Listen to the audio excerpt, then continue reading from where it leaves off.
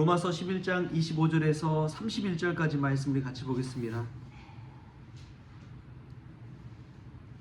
로마서 11장 25절에서 31절까지 말씀.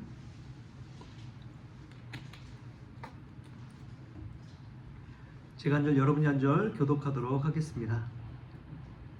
형제들아, 너희가 스스로 지혜 있다 하면서 이 신비를 너희가 모르기를 내가 원하지 아니하노니 이 신비는 이방인의 충만한 수가 들어오기까지 이스라엘의 더러는 우둔하게 된 것이나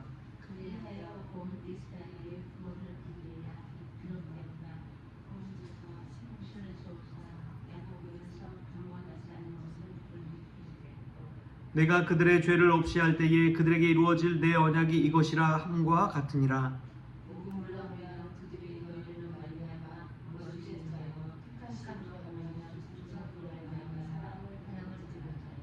하나님의 은사와 부르심에는 후회하심이 없느니라.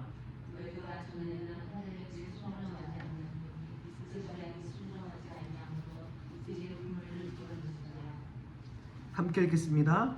이와 같이 이 사람들이 순종하지 아니하니 이는 너에게 베푸시는 긍휼로 이제 그들도 긍휼을 얻게 하려 하심이라. 아멘.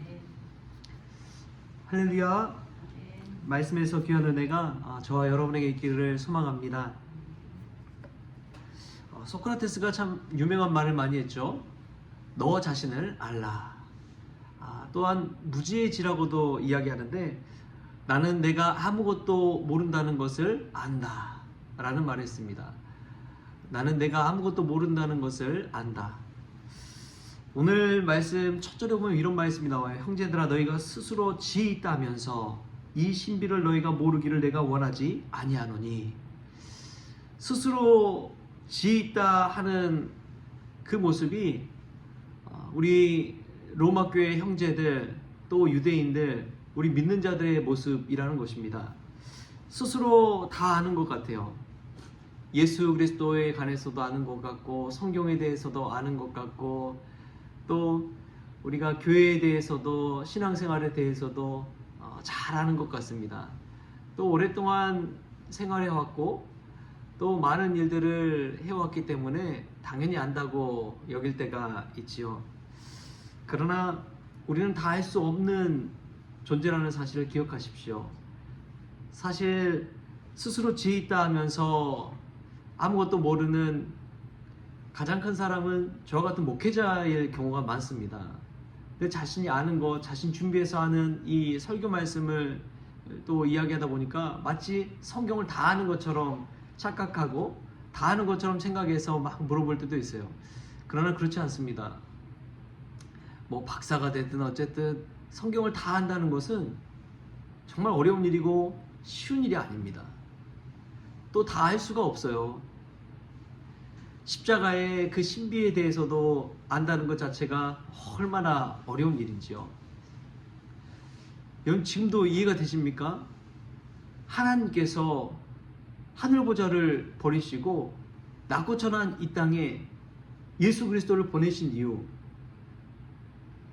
알 수가 없는 것이지요. 아니 그 좋은 하늘나라를 왜 마다하시고 이 땅까지 내려오셔가지고 인간으로서의 그 고통과 고뇌와 아픔과 배신과 실망과 그 모든 것들을 예수님께서 누리시려고 했을까? 말 그대로 신비입니다. 하나님께서 우리에게 보여주셔야지만이 알 수 있는 계시의 말씀인 것이죠. 우리는 이 말씀 가운데 우리 스스로가 뭔가 안다고 생각했다면 우리는 아무것도 알 수 없는 존재라는 사실을 깨달을 수 있기 바랍니다. 그래서 늘 우리가 해야 될 것은 하나님의 말씀을 붙잡아야 된다는 거예요. 또한 동시에 우리가 알지 못하는 영역이 있다는 것을 인정하는 것입니다. 우리는 알지 못하지만 하나님의 놀라운 신비가 우리의 인생 가운데 있다는 것을 기억하는 것이지요. 예전에 우리 아이들과 이제 등산을 하는데 우리 이제 제1전망대, 제2전망대가 있잖아요.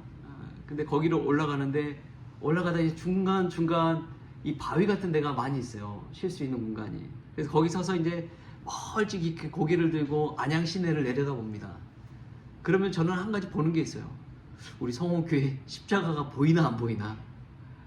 근데 중간중간 안 보이는 때가 많죠. 근데 이제 1전방대에 올라가고 2전방대 가서 딱 보니까 우리 교회 십자가가 보이는 거예요. 여기 이제 김중호 박물관 굴뚝하고 굴뚝 옆에 조금만 오면 이제 십자가가 딱 보이더라고요. 그래서 야, 십자가가 보이는구나. 근데 등산하면서 오르락 내리락 하면서 십자가 보일 때도 있고 안 보일 때도 있습니다. 근데 신앙생활하는 것도 마찬가지더라고요. 하나님이 계신 것 같다가도 때로는 하나님 안 계시나? 하나님 왜 침묵하시지? 왜 하나님 응답하시지 않으시지? 그럴 때가 있는 거예요. 그런데 분명한 것은 성교회 십자가가 있나요, 없나요? 있습니다. 등산 중간중간에 보이지 않더라도 십자가는 반드시 있어요. 여러분, 그것이 믿음이라고 믿습니다. 하나님이 계신 믿고 우리가 때로는 눈앞에 하나님 보이지 않는 것처럼 그렇게 여겨질 때도 있지만, 그럼에도 불구하고 하나님이 안 계신 것은 아니거든요. 우리가 그 믿음으로 신앙생활 했으면 좋겠습니다. 내 스스로가 다 안다고 착각하지 마시고 모른다는 것을 때로는 인정하십시오. 그때 배우게 되고 겸손하게 되고 우리의 믿음의 지경이 넓혀진 것입니다. 내가 안다고 생각하는 것은 마치 상아탑 가운데 내가 갇혀있는 것과 같아요. 내가 안다는 그것에 벽을 둘러진치고 서서 거기만 머물러 있는 거예요. 근데 배우는 사람은 그렇지 않습니다. 늘 살아 생동하는 사람이 배우는 사람입니다. 우리가 오늘 이 말씀 가운데 처음 스스로 지혜 있다면서 그 무지를 깨닫지 못하는 그런 어리석은 우를 범하지 않는 저와 여러분이 될 수 있게 바랍니다. 그렇기 때문에 늘 배워야 되는 거예요. 또 오늘 말씀 보면은 참 중요한 말씀이 있습니다. 우리 28절 29절 말씀 같이 한번 읽겠습니다. 28절 29절 시작. 복음으로 하면 그들이 너희로 말미암아 원수된 자요, 택하심으로 하면 조상들로 말미암아 사랑을 입은 자라. 하나님의 은사와 부르심에는 후회하심이 없느니라. 아멘. 여기서는 이방인과 유대인에 간의 관계에 대해서 분명하게 사도 바울이 밝히고 있습니다. 복음으로 했을 때 그들이, 여기서는 유대인들입니다. 유대인들이 너희로 말미암아 원수된 자요, 또 택하심으로 하면 조상들로 말미암아 사랑을 입은 자라. 유대인들은 조상들로 말미암아 사랑을 입은 자입니다. 조상들이 누구 있을까요? 믿음의 조상? 아브라함 같은 사람. 아브라함, 이삭, 야곱, 이들 통해서 이 조상으로 말미암아 사랑을 입은 자들이 유대인이라는 거예요. 여러분 가운데 3대 4대 믿음을 계속 이어오신 분들도 있을 것입니다. 여러분들은 유대인들처럼 조상으로 말미암아 사랑을 입은 자인 줄 믿습니다. 여러분, 그것도 큰 축복이에요. 큰 은혜예요. 저는 그게 너무나 부럽더라고요. 저희 부모님 통해서 자연스럽게 신앙을 받아들였다면, 모태신앙이었다면 얼마나 좋았을까. 근데 저는 그런 거를 못 누렸거든요. 그래서 그런 걸 누려보신 분들이 참 부럽습니다. 여러분들은 그렇게 하나님의 사랑을 입은 자예요.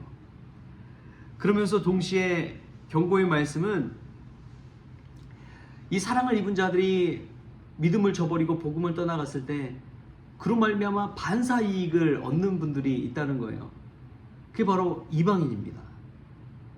이방인들이 긍휼의 은혜를 입고 복음의 은혜를 입습니다. 유대인들이 예수 그리스도를 받아들이지 않으니까 이방인들이 그리스도 복음을 받아들이면서 큰 은혜를 누리게 된 거예요. 하나님의 자녀가 되고 하나님의 양자가 되어서 하나님의 그 엄청난 기업을 상속받게 되는 것이죠. 이 반사이익이란 게 참 보면은 삶에서도 있는 것 같습니다. 우리 유명한 축구선수 손흥민 선수가 있잖아요. 근데 손흥민 선수가 부진할 때는 늘 교체될 때, 또 부상으로 인해서 일찍 교체될 때 혜택을 받는 이들이 이제 이군 선수들입니다. 젊은 선수들이 혜택을 받기도 하고, 또 요즘은 베르너라는 선수가 자주 이렇게 나오는데요. 손흥민 선수가 아플 때는 다른 선수들이 그만큼 더 출전할 수 있는 기회를 얻게 되는 것이죠. 저는 참 이것을 보면서 이방인과 유대인에게도 이와 같지 않나 하는 생각이 듭니다. 유대인들이 믿음이 점점 시들어져 갈 때 이방인들이 오히려 복음을 믿고 부흥하고 성장하는 것을 보게 됩니다. 우리 기존 성도들 믿음 생활 잘하면 모르겠지만 때로는 점점 시들어갈 때 또 새 가족들이 와서 자리를 잡아주고 그러잖아요. 그런 것을 볼 때 참 하나님께서 이렇게 왔다 갔다 하시면서도 하나님의 은혜를 채워가시는구나. 그것을 보게 되는 것이지요. 저와 여러분이 이 복음의 은혜를 어찌되었든 늘 누릴 수 있는 그런 은혜가 있기를 바랍니다. 왜냐하면 하나님의 은사와 부르심에는 후회하심이 없기 때문에 그렇습니다. 따라서 한번 해볼까요? 하나님의 은사와 부르심에는 후회하심이 없느니라. 할렐루야. 오늘 이 자리에 저와 여러분 부르신 것에 하나님은 후회하심이 없습니다. 저는 후회하지 않는 삶을 사는 것이 우리 크리스천들이 늘 가져야 할 자세라고 믿습니다. 결혼한 것도 후회하지 마십시오. 어떤 인생에 선택한 것에서도 후회하지 마십시오. 왜냐하면 하나님의 은사와 부르심에는 후회하심이 없기 때문에 그렇습니다.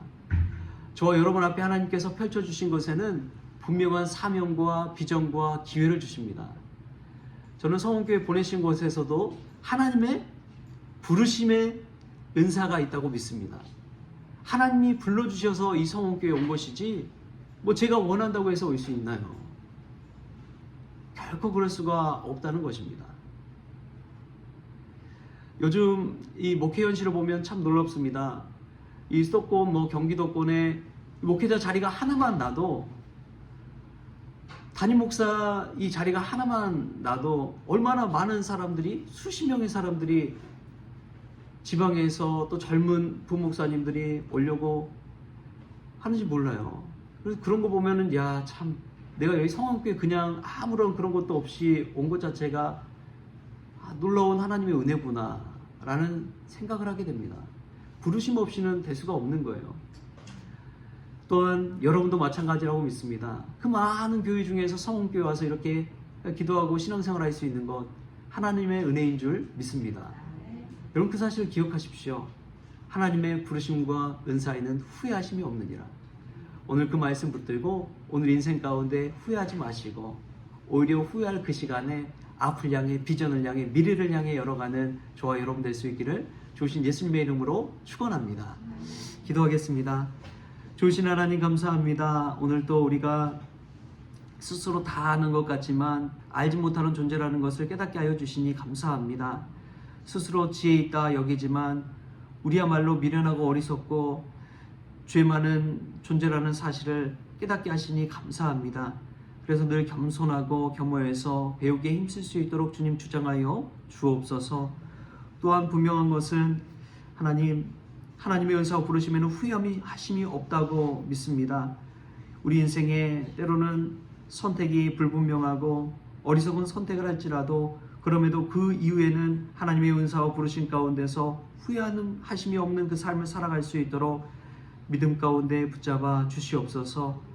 오늘 다시금 미래를 향해 열어가는 지혜를 덧입혀 주시고 열정을 더하여 주시고 힘과 능력을 더하여 주셔서 오직 예수 그리스도의 십자가 표대를 바라보며 나아가는 우리 모든 성교회 성도들 될 수 있도록 주님 축복하여 주옵소서. 감사하며 예수님의 이름으로 기도하옵나이다. 아멘. 우리 주님이 가르쳐주신 기도로 오늘 새벽 기도를 마치겠습니다. 하늘에 계신 우리 아버지여, 이름이 거룩히 여김을 받으시오며 나라가 임하시오며 뜻이 하늘에서 이루어진 것 같이 땅에서 이루어지이다. 오늘 우리에게 일용할 양식을 주시옵고 우리가 우리에게 죄진 자를 사하여 준 것 같이 우리 죄를 사하여 주시옵고 우리를 시험에 들게 하지 마시옵고 다만 악에서 구하시옵소서. 나라와 권세와 영광이 아버지께 영원히 있사옵나이다. 아멘.